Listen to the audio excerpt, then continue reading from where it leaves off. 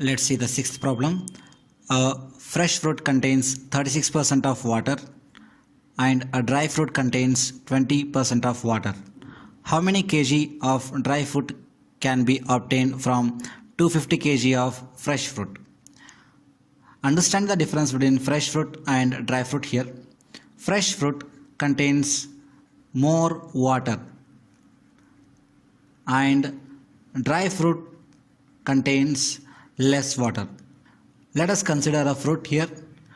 If this fruit is fresh, it contains more water.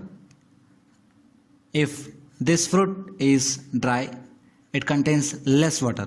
But in both the cases, the quantity of pulp is same. What is pulp?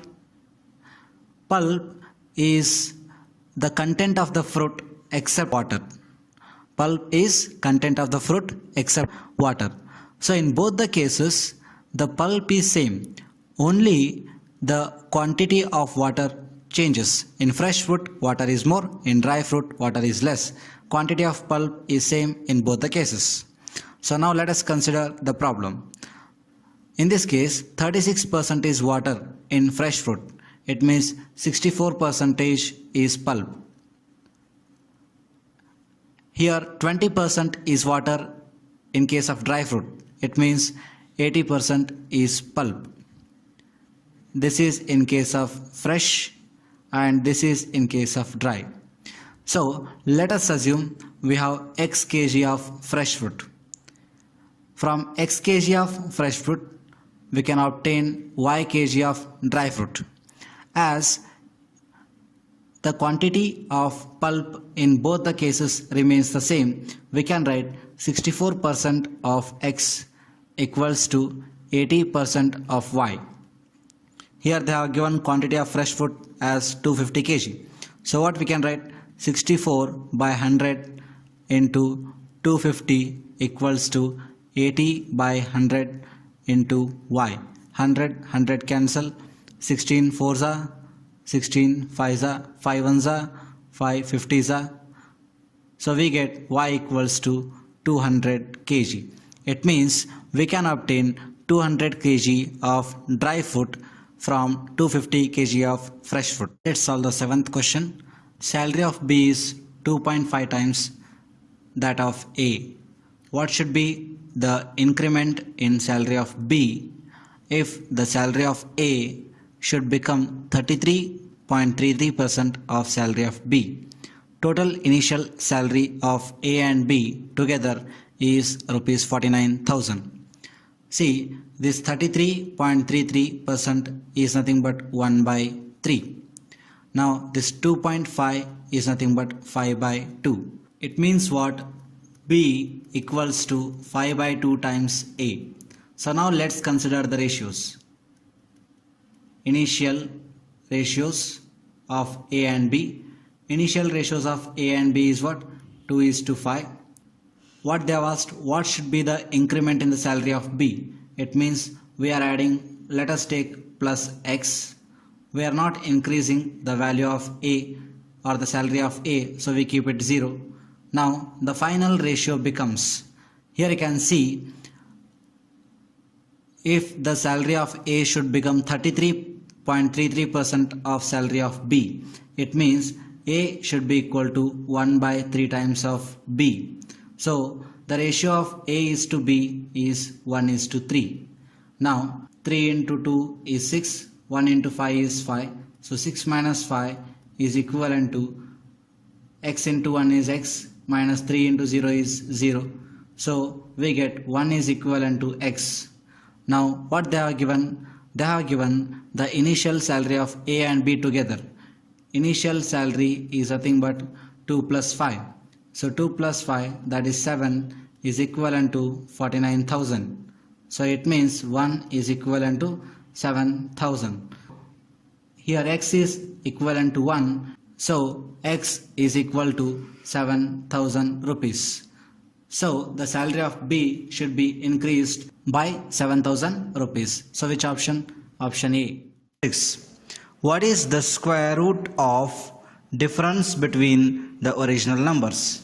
Now Let's take the numbers as A and B. Initial ratio is 7:13.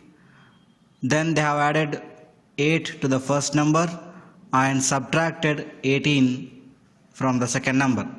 Now the new ratio becomes 5:6. So let's calculate. 13 5s are 65 minus 7 6 are 42 is equivalent to 18 5s are 90 and 8 6 are 48. 90 plus 48. Here we are adding because we have different signs. 23 is equivalent to 138. It means 1 is equivalent to 6. Our base ratio is 7:13. So let's calculate the numbers. 1 is equivalent to 6 means 7 is equivalent to 42 and 13 is equivalent to 78. Now what they have asked? They have asked square root of difference between original number. Square root of difference between original numbers is 78 minus 42. That's nothing but square root of 36, which is nothing but 6. So which option? Option C, 6. Let's see the ninth problem. Ratio of income of A and B is 4:5. Expenditure ratio is 4:7. Savings ratio is 4:3. If they together spend rupees 22,000, what is the income of A? So let's take A and B. Let's write the ratios of incomes. 4:5. Now you can see the expenditure ratio is 4:7. Expenditure ratio is 4:7. Total is 11. So this 11 is equivalent to 22,000 because they are giving, they together spend. It means 11 is equivalent to 22,000, which means 1 is equivalent to 2,000. So expenditure of A is 4. So 4 is equivalent to 8,000 and 7 is equivalent to 14,000. So it means in their income we should subtract the expenditures. So what we get? Minus 8,000 and minus 14,000. Then we get the ratio of their savings. The ratio of their savings is 4:3. This is what? This is expenditure. Income minus expenditure is nothing but savings, right? So now let's calculate. 5 4s are 20 minus 12. 20 minus 12 is equivalent to 14 4s are 56,000 minus 8 3s are 24,000. We are subtracting because we have same signs. So 8 is equivalent to 32,000. It means 1 is equivalent to 4,000. This is our base ratio. What they have asked? They have asked income of A.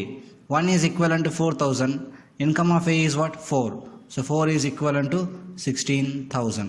So which option? Option A, 16,000. We can also solve this by one more method. You can observe here expenditure ratio and savings ratio. If I add expenditure ratio and savings ratio, I get 4 plus 4, that's nothing but 8. 7 plus 3, that's nothing but 10. So if I simplify this, I get 4:5, which is nothing but ratio of income of A and B. Let's write the ratio. Expenditure, savings and income. Expenditure ratio is 4:7. Savings ratio is 4:3. And A spends 4 ratio and he saves 4 ratio. It means his income is 4 plus 4, 8 ratio. B spends 7 ratio. B saves 3 ratios. It means his income is 10 ratio, which is nothing but 4:5. So which is same as the income ratio. So it means what? In this case, what is expenditure? 4 plus 7, 11. 11 is equivalent to 22,000. So it means 1 is equivalent to 2,000. So what they have asked? They have asked income of A. So income of A is what here? 8. So income of A is 8, means 8 is equivalent to 16,000. We can apply this method only in such cases. Let's look at the 10th problem. Vessel P contains milk and water in the ratio of 5:x. 20% of the solution is taken out and added to the another vessel Q containing 8 liter of water. Thereby, the ratio of milk and water in the vessel Q becomes 2:1. Vessel P was 560 liter initially. The value of X is. The initial quantity of solution in the vessel P is given. That's nothing but 560 liter. Out of this 560 liter, 20% of the solution is taken out. So 20% of this solution means 112 liters. This 112 liter is added to the vessel Q, which contains 8 liter of water. Now the total quantity of solution in Q now becomes 120 liter. Out of this 120 liter, the ratio of milk to water is 2:1. The total quantity is 3 here.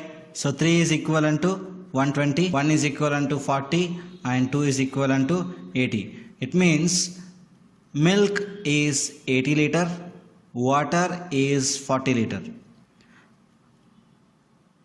Out of this 40 liter, 8 liter was initially present in the vessel Q and 32 liter has come from the vessel P.